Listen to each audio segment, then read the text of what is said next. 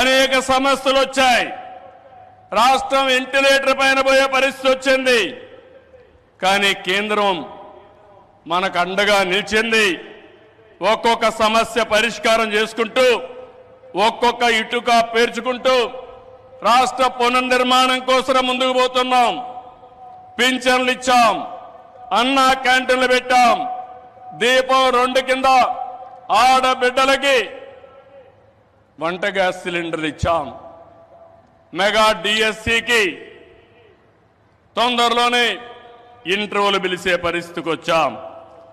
ఇవి చేయడమే కాకుండా ఇంకో పక్కన మీరు చూస్తే సూపర్ 6 ఏవైతే చెప్పామో ఆ సూపర్ 6 అన్ని కూడా పూర్తి చేసే బాధ్యత ఎన్డీఏ తీసుకుంటామని మరొక్కసారి విశాఖపట్నంలో మీ అందరికీ హామీ ఇస్తున్నా.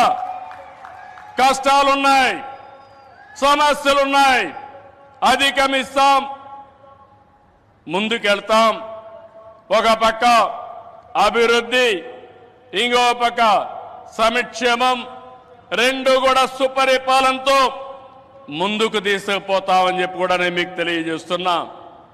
రాష్ట్రంలో పెట్టుబడులు ఊపందుకున్నాయి. అటు కేంద్రంతో సమన్వయంతో మన బ్రాండ్ కూడా పెంచుకుంటూ మనం ముందుకు పోయే పరిస్థితికి వచ్చాం.